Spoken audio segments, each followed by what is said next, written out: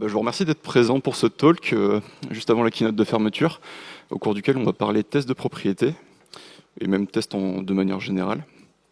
Pour me présenter très brièvement, je m'appelle Sébastien Jopard, je suis consultant chez Ipon Technologies de l'agence de Lille, et ça fait maintenant 8 ans que je travaille en tant que développeur, donc principalement back, et notamment dans l'écosystème Java, et j'ai beaucoup bossé pour des clients du retail durant ces 8 années.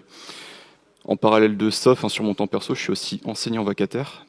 Donc en fait, depuis 5 ans maintenant, j'accompagne des étudiants de première année dans des matières comme la programmation orientée objet avec Java, et aussi sur du versionning avec Git, et plein d'autres sujets très utiles pour débuter sa carrière en tant que développeur.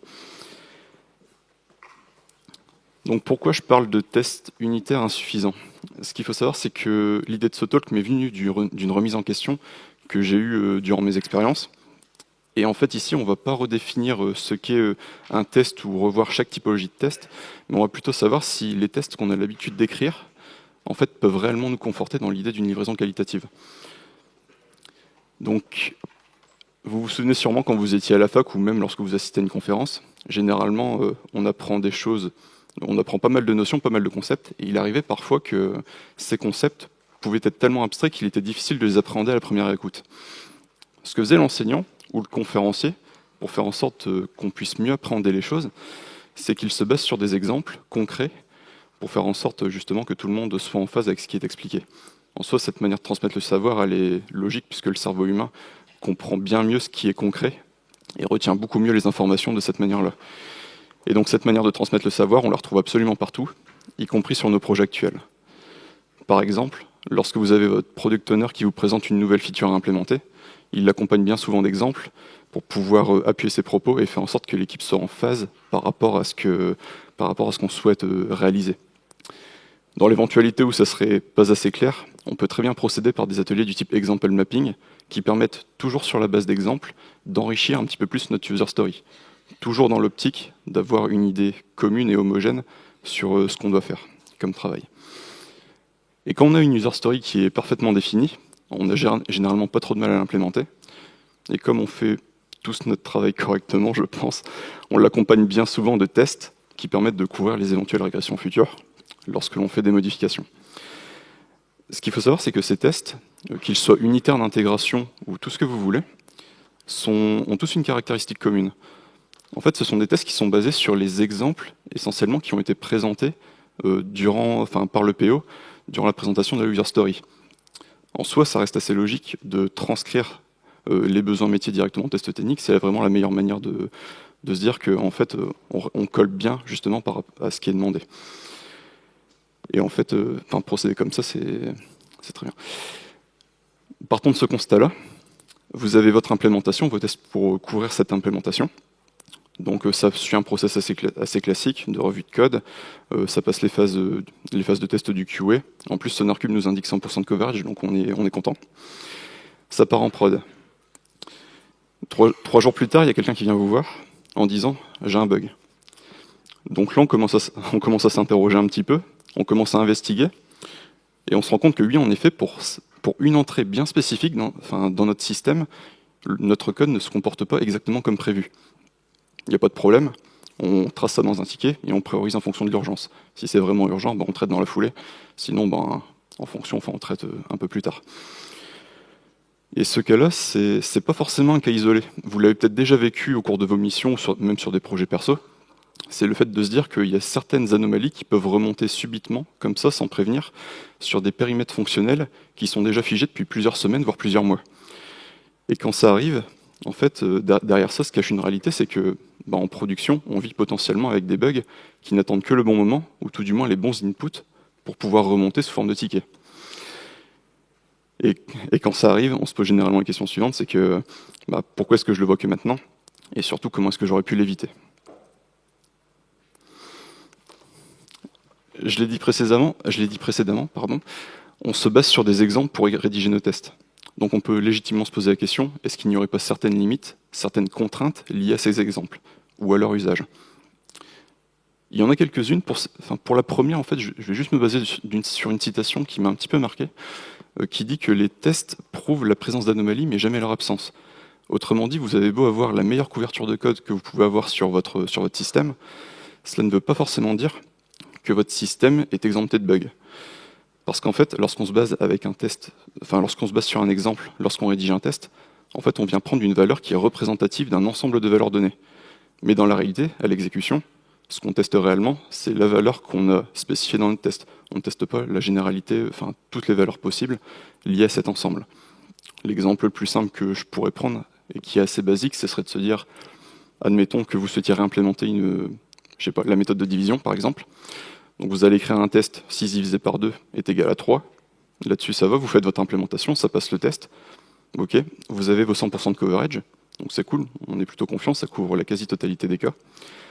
Je dis quasi-totalité parce qu'on pourrait très bien omettre le fait qu'une division par 0 génère une erreur. Autrement dit, vous pouvez très bien avoir 100% de coverage d'un côté et une erreur non gérée. Tout ça dans la même implémentation. Donc en fait, quand on dit qu'on est exhaustif lorsqu'on réalise un test, il y a toujours un doute à avoir là-dessus. Deuxièmement, ce serait de se dire que en fait, nos tests peuvent être parfois trop verbeux et généralement remplis d'informations qui cachent vraiment la réelle intention qu'on souhaite exprimer à travers eux. Donc là, j'ai juste pris un exemple en Java d'un test où je teste en fait la création d'un prix avec une valeur et une monnaie. Et pour cette création, en fait, je viens vérifier que la création d'un prix avec une valeur négative retourne une erreur. Donc en soi, la vraie valeur intéressante ici, ça reste la valeur -1. C'est elle qui va déclencher justement ce comportement d'exception. Le fait de spécifier une monnaie en euros, ça n'a aucune importance. En fait, ça pourrait être même du dollar, du yen ou tout ce que vous voulez. C'est pas ça qui va conditionner justement le résultat de votre test. Donc à la lecture, on peut se demander, est-ce que la monnaie qui est spécifiée est réellement importante? Et le simple fait de la renseigner, ça la place même au même niveau d'importance que la valeur.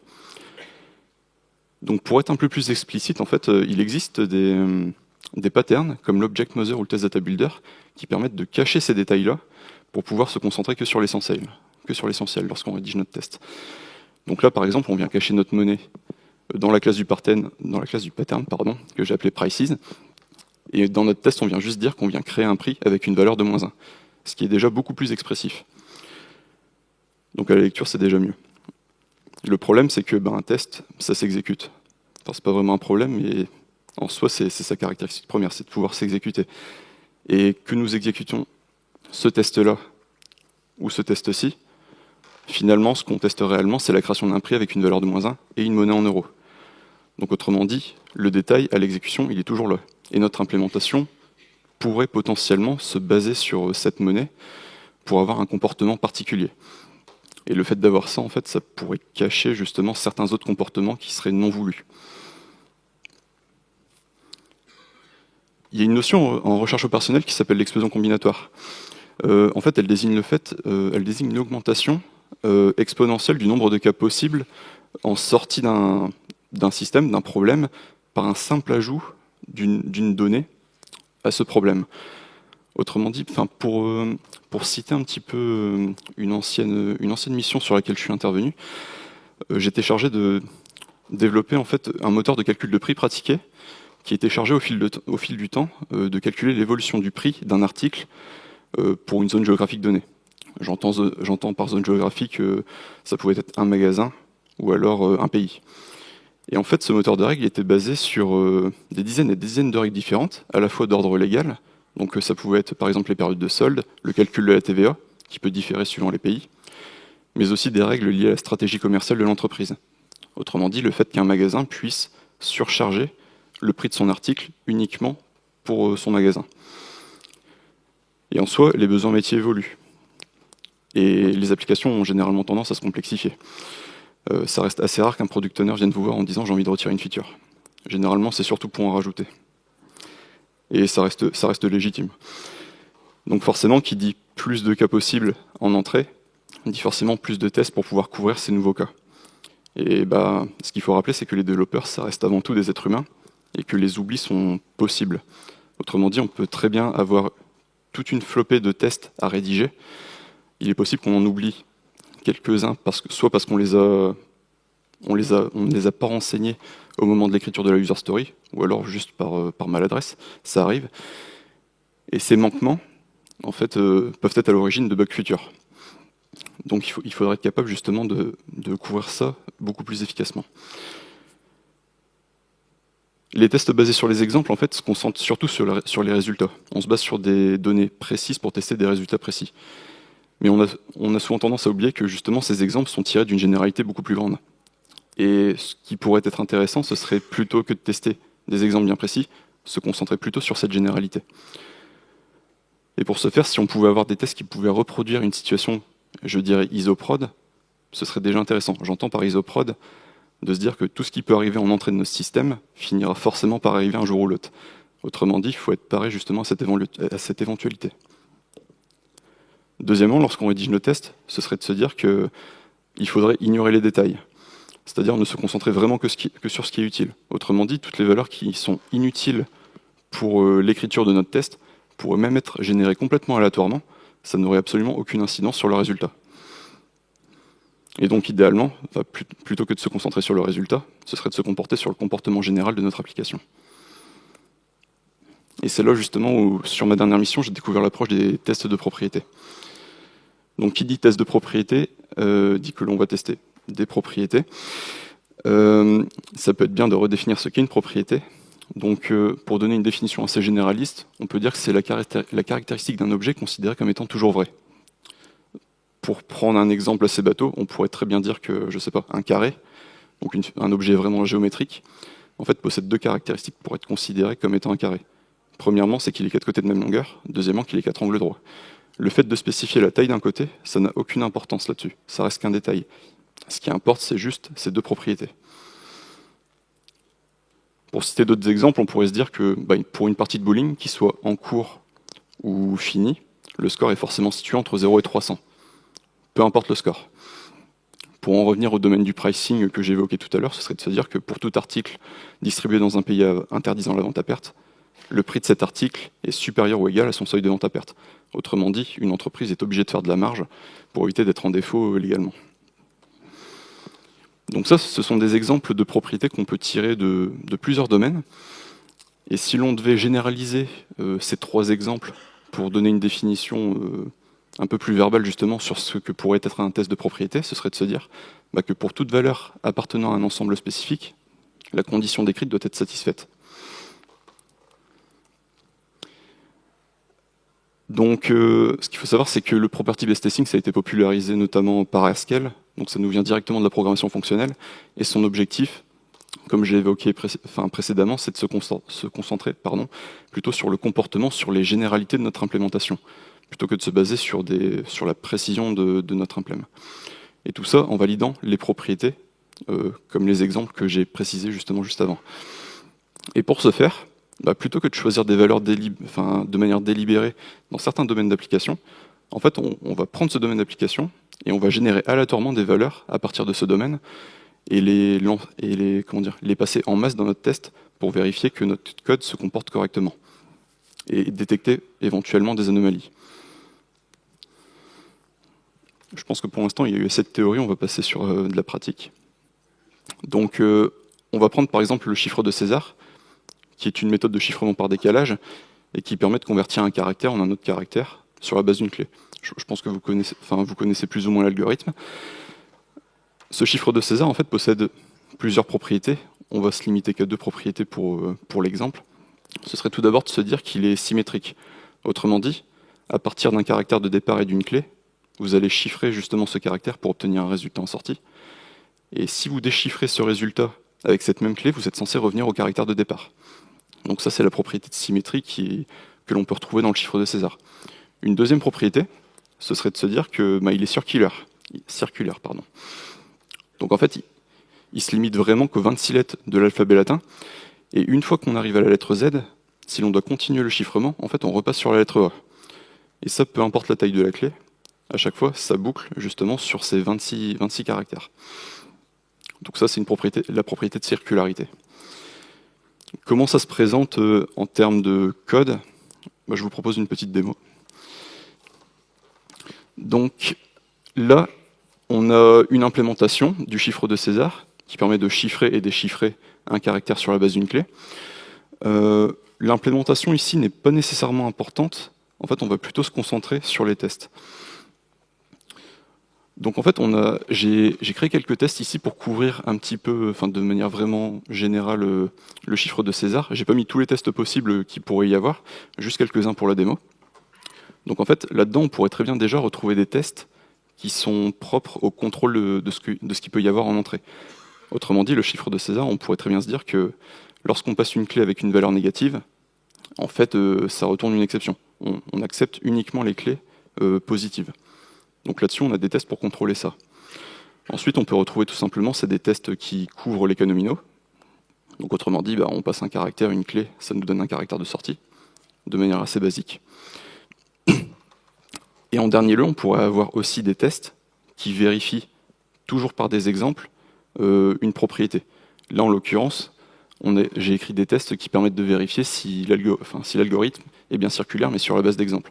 Autrement dit, je prends des clés assez grandes pour essayer de forcer justement pour essayer de forcer le passage de Z à la lettre E.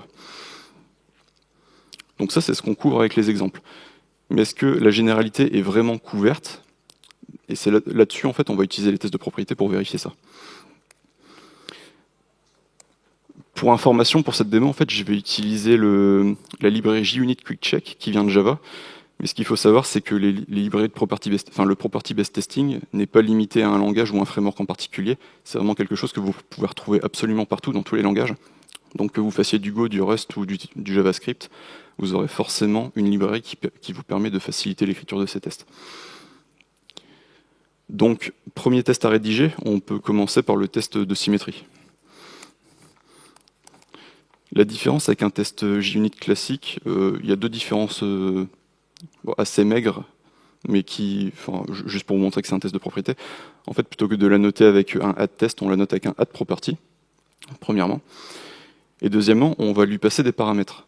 Autrement dit, comme je l'avais expliqué tout à l'heure, un test de propriété va générer un ensemble aléatoire massif de valeurs. Et en fait, ces deux valeurs qu'on va passer dans notre test de propriété vont servir justement à cette génération aléatoire. Autrement dit, ici, avec QuickCheck, ce qui va être fait, c'est qu'on va générer une centaine de valeurs, donc une centaine de caractères et une centaine de clés, que l'on va passer dans notre test et vérifier justement que pour toutes ces valeurs, notre test reste vert. Donc ça, ce sont nos valeurs en entrée. Donc la propriété de symétrie, je vous ai dit, premièrement, on va commencer par chiffrer le caractère pour obtenir un caractère de sortie avec la clé. Donc là, on a notre caractère chiffré. Ce résultat, on va le déchiffrer avec cette même clé pour obtenir un autre résultat.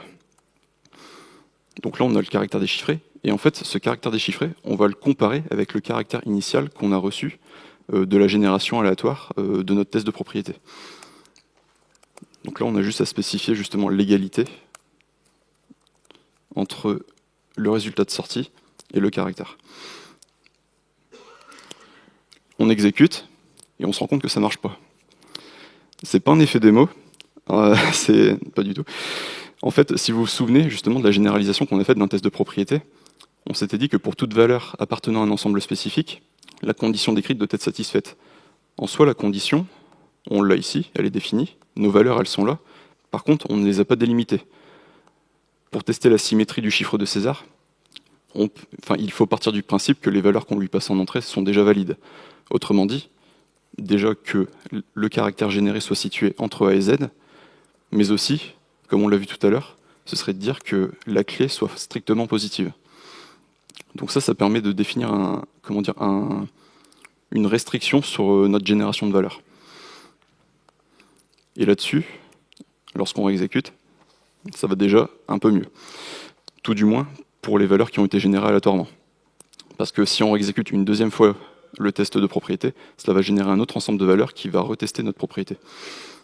En soi, si je devais vous montrer à quoi pouvait ressembler cette génération, ça ressemblerait à ceci.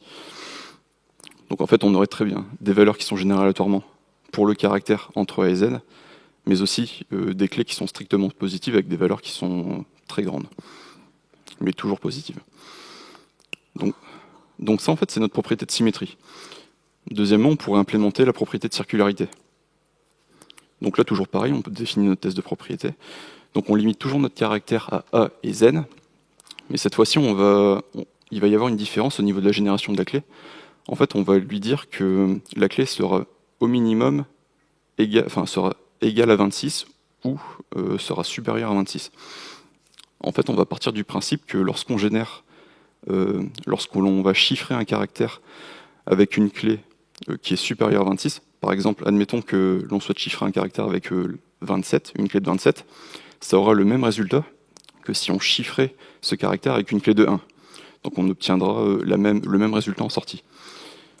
Donc on peut chiffrer déjà avec la clé en brut, et en deuxième temps, on peut comparer ça avec le modulo 26 de cette clé. Donc autrement dit, si on chiffre le caractère A avec une clé de 1, de 27 ou de 53, on obtiendra la lettre B, dans les 3 cas. Et en fait, ces deux chiffrements, on va les comparer.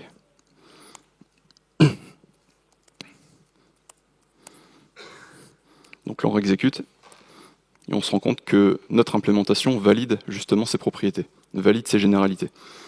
Donc ça, c'est ce qui permet de couvrir dans la globalité les comportements de notre implémentation.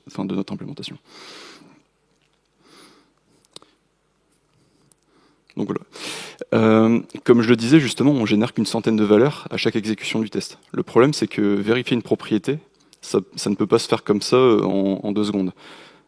Pour vraiment vérifier qu'une propriété est vraiment valide, on a besoin de tester toutes les valeurs dans son domaine d'application, sans exception. Le problème, c'est que si on fait ça en pratique, lorsqu'on exécute un test qui vérifie l'intégralité des valeurs qui peuvent être passées en entrée de notre système, en fait, on pourrait se retrouver avec des tests qui prennent des jours, voire des semaines à s'exécuter. Et ça, c'est vraiment pas viable. Donc en fait, ce que font les librairies de property-based testing, c'est que elles partent du principe que les développeurs exécutent leurs tests assez souvent. J'espère que vous le faites. Je sais pas. Donc en fait, on part du principe que à chaque exécution que fera le développeur, en fait, on va retester de nouvelles valeurs, donc une centaine, voire un millier de valeurs. Et cela va participer au fil du temps à la validation de notre propriété, à la validation des caractéristiques de notre implémentation. Et le fait de faire ça, ça a aussi un effet dynamisant parce que, en fait, au quotidien, on travaille rarement seul dans le milieu professionnel. Autrement dit, on a des collègues, on a aussi des plateformes d'intégration continue. Et lorsque vous allez partager vos tests de propriété avec vos collègues, donc via un Git ou quoi que ce soit d'autre, en fait, eux aussi, lorsqu'ils vont lancer les tests en local, vont exécuter ces propriétés, vont lancer ces tests de propriété et participer également à la validation de celle-ci. Donc ça a un effet assez dynamisant là-dessus. Et la plateforme d'intégration continue en fait de même. Lorsque vous poussez une PR, ça build, ça lance les tests et ça y participe également. Si les tests de propriété sont aussi efficaces, pourquoi est-ce que... non, je me suis trompé, excusez-moi. Là, je vous ai montré quand ça se passait bien. Qu'est-ce qui se passe lorsqu'un test de propriété détecte une erreur? Donc autrement dit, comment est-ce qu'on fait pour reproduire un test qui est basé notamment sur l'aléatoire, qui est basé notamment sur la génération aléatoire des valeurs en entrée? En fait, les librairies de property-based testing nous aident là-dessus et nous fournissent des informations qui nous permettent, premièrement, de reproduire efficacement le test en question, mais aussi de pouvoir mieux le comprendre. Donc là-dessus, je vais vous montrer un petit exemple. Hop. Donc là, on a un test de propriété qui cherche à vérifier les propriétés d'un nombre premier. Ne cherchez pas forcément la logique du test de propriété, il n'y en a aucune. C'est juste pour vous montrer qu'est-ce qui se passe lorsqu'on a un cas d'erreur. Donc autrement dit, on exécute le test. Surprise, il y a une erreur. Et on obtient en fait 2 informations assez importantes là-dessus. Premièrement, on obtient le premier cas qui a causé l'échec du test de propriété. Autrement dit, si l'on fait passer ce cas-là en entrée de notre implémentation, on est sûr que cela va retourner un comportement particulier et qui n'était pas prévu à la base.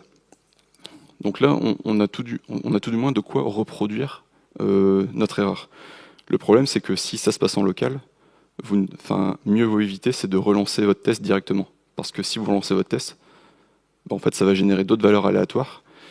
Et du coup, vous ne retrouverez peut-être pas le cas qui a causé justement l'échec du test de propriété. Pire encore, des fois, ça intervient de manière vraiment ponctuelle, et ça se peut qu'à la réexécution du test de propriété, votre test passe au vert.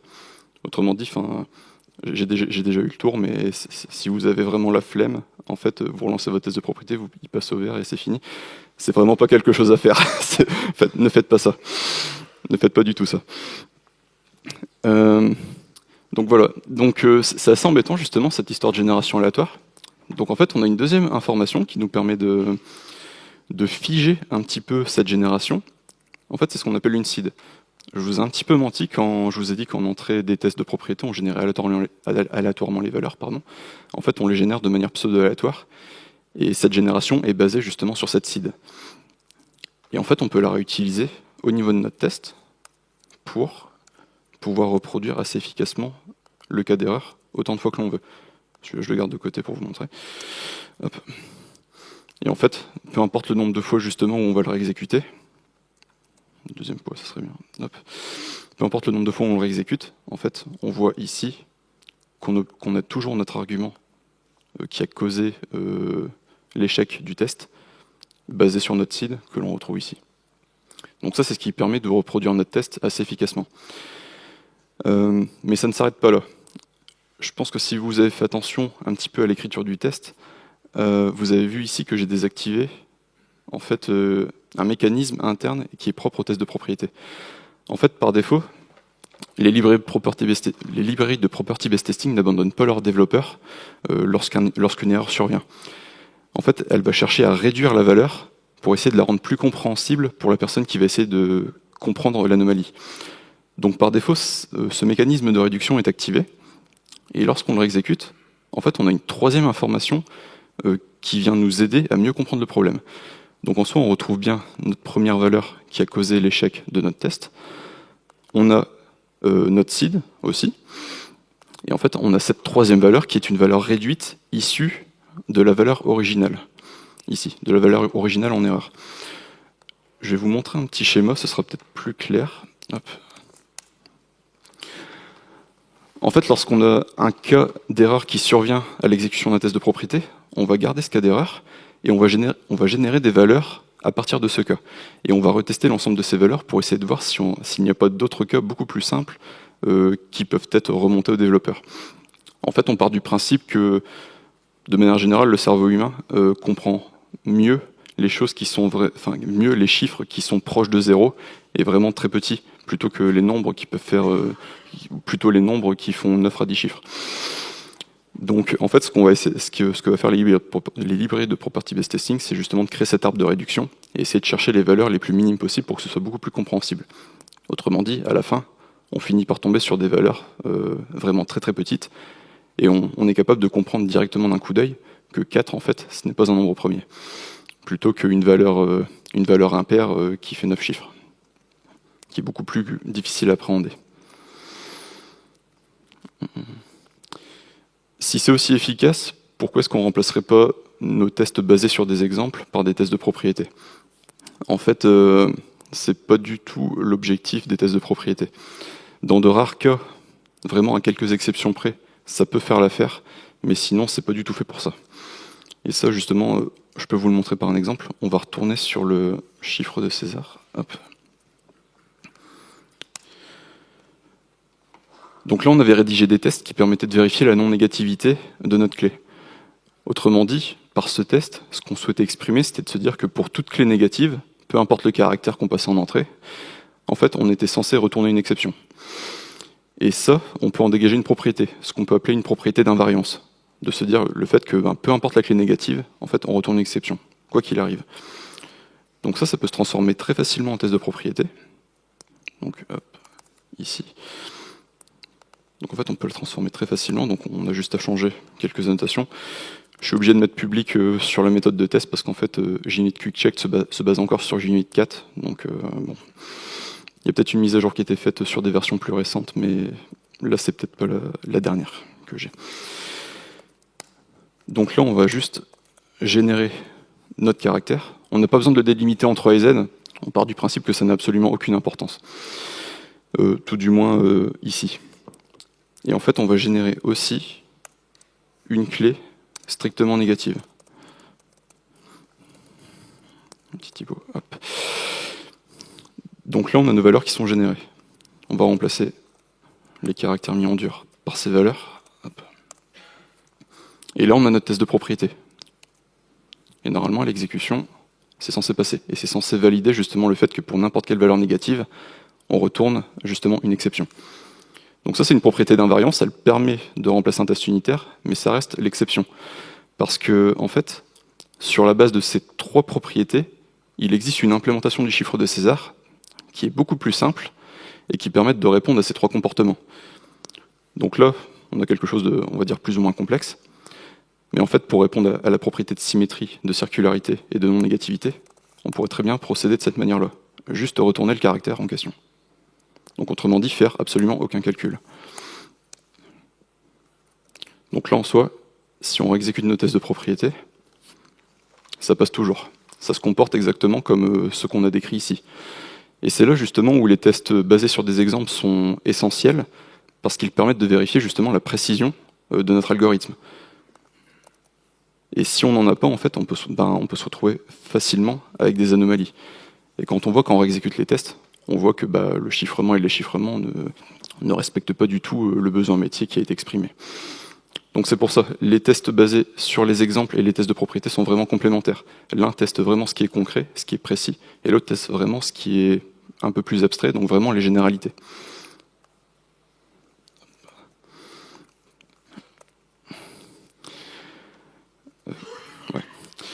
Je vous ai montré des exemples avec des générations de valeurs plutôt centrées sur des types primitifs, sauf qu'au quotidien, on utilise des objets qui sont beaucoup plus complexes, notamment des objets métiers qui sont beaucoup plus complexes, et passer en entrée, on va dire une dizaine, voire une vingtaine de valeurs pour pouvoir les générer aléatoirement, c'est vraiment pas l'idéal. Donc ce qui peut être fait, c'est qu'on peut créer des générateurs pour pouvoir générer beaucoup plus efficacement ces objets métiers que l'on peut utiliser par la suite dans nos tests de propriété. Donc là, hop, juste pour vous montrer un petit exemple. Ici, par exemple, j'ai créé un objet network qui est censé représenter un réseau de bus, un réseau de transport de bus. Donc on a un ensemble de stations, un ensemble de bus affectés à ce réseau. Et on va prendre en compte aussi la météo, qui est une énumération. On aurait très bien pu mettre des valeurs primitives aussi pour être un peu plus exhaustif justement sur comment se passe la création d'un générateur, mais on va se limiter à ça. Et en fait, notre générateur, on peut l'écrire de la manière suivante, ça reste vraiment très spécifique à JUnit QuickCheck, mais en fait, on a des abstractions qui nous permettent qui nous fournissent justement des attributs de type random, en fait, qui vont servir justement à cette génération. Autrement dit, si vous passez votre objet network dans un test de propriété et qu'il échoue, en fait, le générateur va pouvoir appliquer aussi des stratégies liées à cet échec, donc des stratégies de réduction. Là, par exemple, j'ai mis dans mon objet métier, j'ai mis qu'on pouvait avoir un ensemble de bus ou un ensemble de stations. En fait, on peut très bien créer des stratégies de réduction qui permettent de réduire ces ensembles à une seule donnée dans cet ensemble. Donc ça, c'est ce que permettent de faire les générateurs. Et ils nous permettent aussi de retrouver une seed qui permet de reproduire beaucoup plus efficacement le test. Et en termes de test de propriété, ça ressemble à ça. On a juste besoin de passer l'objet métier en argument du test, et ça fait l'affaire. C'est suffisant. Et à l'exécution, on voit bien que notre réseau de transport génère bien un ensemble de stations complètement aléatoires, ainsi que des bus avec des capacités complètement aléatoires et une météo complètement aléatoire. Donc ça, c'est ce qui permet vraiment de simplifier la génération des valeurs.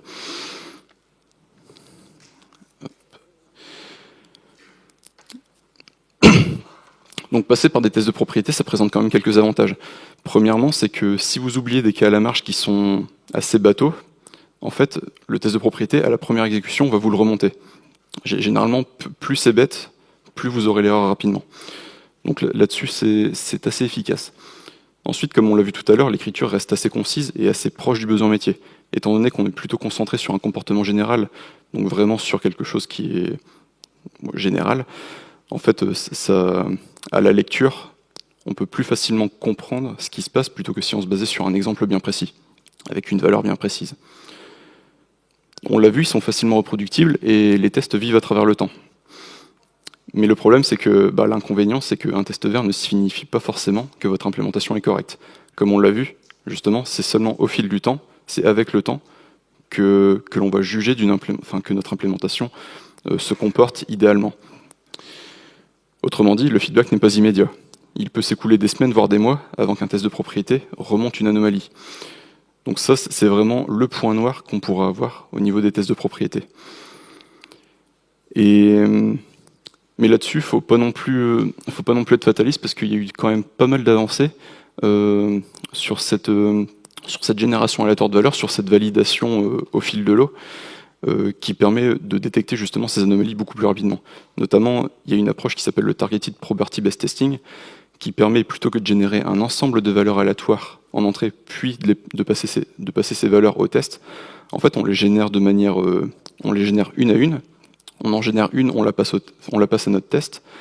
Et ce que ça va faire, c'est que on va essayer de déterminer, par rapport aux résultats qu'on a eus, quelle autre valeur générée aléatoirement en entrée pourrait faire échouer le test. Autrement dit, on a des choses qui sont beaucoup plus efficaces avec cette approche-là, avec cette jeune approche. Donc il y a quand même des améliorations qui sont faites de ce point de vue-là. On peut se poser la question du temps d'exécution aussi, qui est forcément allongé vu qu'on teste beaucoup plus de valeurs qu'un test basé sur un exemple classique. Néanmoins, ça reste négligeable. C'est vraiment pas le critère qui vous empêchera de ne pas utiliser le property based testing. Ça rajoute rien du tout, quoi, en termes de temps d'exécution, en termes de temps de build.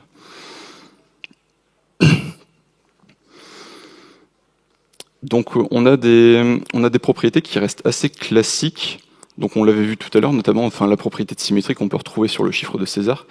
Mais si vous en avez une à retenir, en fait, ce serait celle du test oracle, qui est très utile pour le refactoring. Autrement dit, vous pouvez très bien, admettons, vous souhaitez améliorer la performance d'un système au sein de votre application, d'un composant. Donc vous avez déjà ce composant-là, vous le redéveloppez de manière un peu plus clean dans une autre méthode ou ce que vous voulez. Et ce que vous allez faire, c'est que vous allez garder le système legacy, vous allez prendre le nouveau système et vous allez générer aléatoirement des valeurs en entrée que vous allez passer à ces deux systèmes et vous allez vérifier qu'en sortie de ces deux systèmes, les deux valeurs sont égales.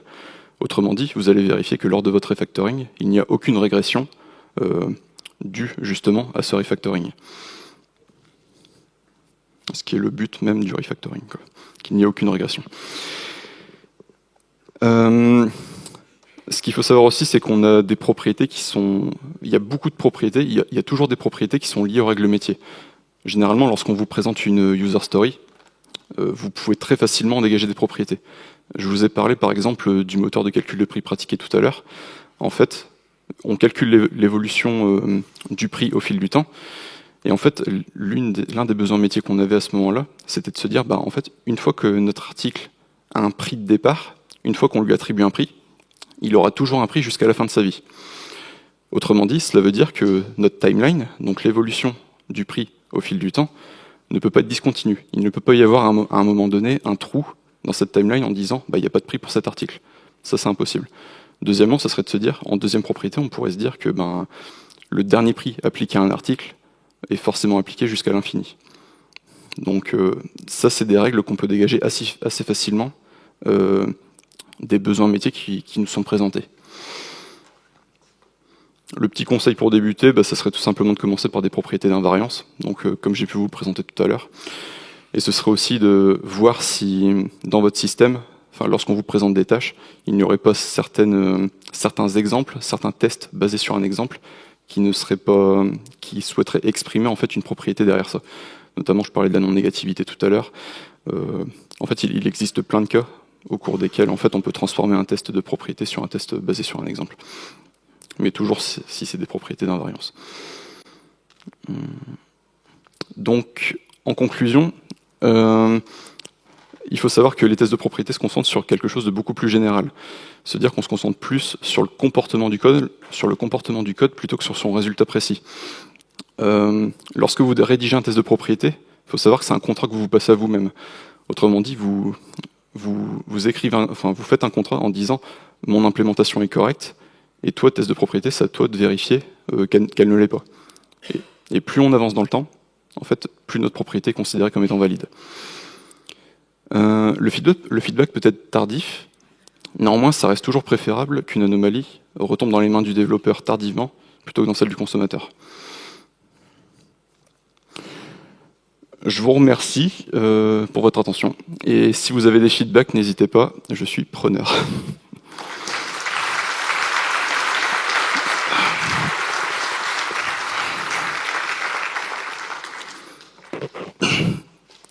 Je ne sais pas si on a le temps pour des questions.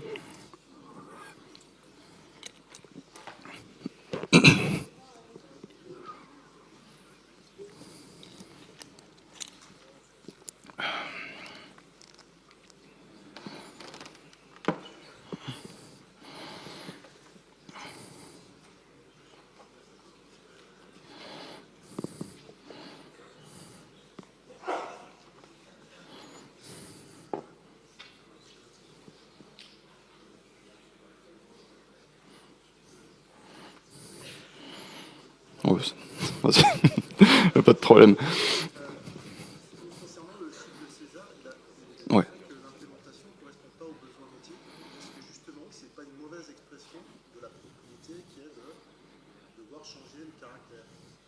Ou est-ce qu'en exprimant les propriétés, en fait, est-ce que ce n'est pas une difficulté d'expression des propriétés qui font que les tests de propriété ont une faiblesse et peuvent manquer un peu? Alors ouais, le fait, enfin c'est ce qui est surtout difficile dans l'approche par les tests de propriété, c'est justement de trouver ces propriétés et de savoir les définir. Généralement, ça nous pousse à réfléchir beaucoup plus à notre implémentation. Et oui, on peut se retrouver dans des cas, comme j'ai pu le montrer justement, où en fait on peut définir des comportements sur notre algorithme, mais en fait on peut faire n'importe quoi sur notre implémentation qui permette de faire valider ces comportements. Littéralement, c'est un petit peu la même chose lorsque vous rédigez des tests basés sur des exemples. C'est de se dire que lorsque vous les rédigez, en fait, vous pouvez très bien créer une implémentation qui ne répond qu'à ces tests-là, et sans répondre nécessairement à la généralité qui est censée être exprimée. Donc, je ne sais pas si ça répond à ta question en particulier ou pas trop. Zut. Ouais.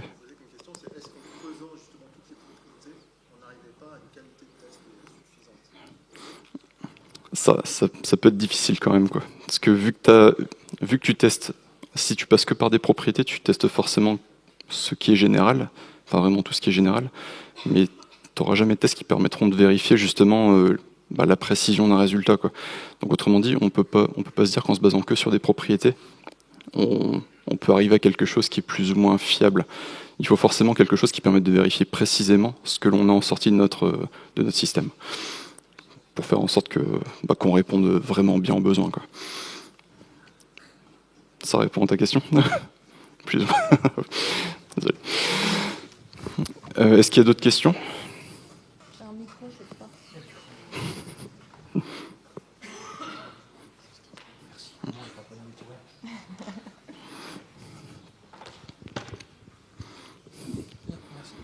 Bonjour. Je prends l'exemple du chiffre de César que tu as utilisé.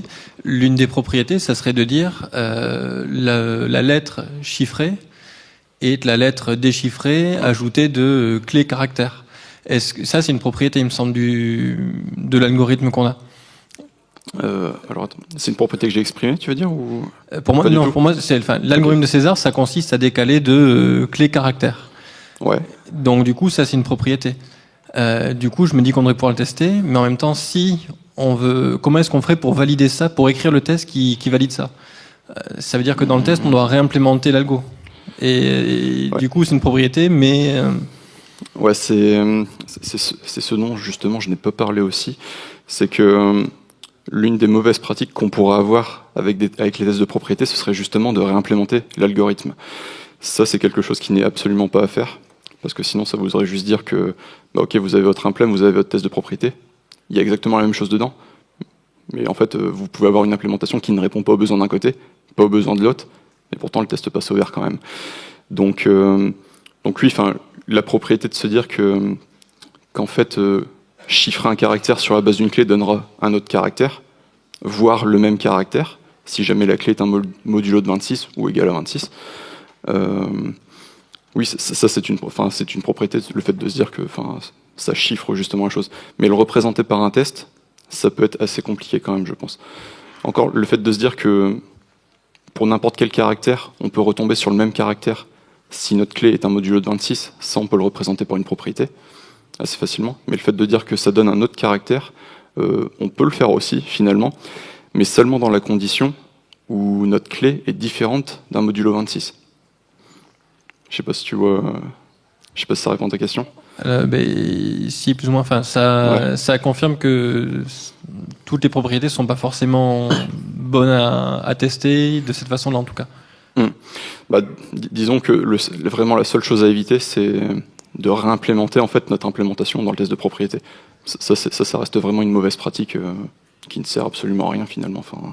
Qui ne sert absolument à rien. Mais oui, le fait de se dire qu'on peut chiffrer un caractère en un autre sur une clé qui est différente d'un modulo de 26, c'est censé donner un autre caractère. Ça, on peut le vérifier assez facilement par une propriété. Ouais. Fini. Je vous remercie.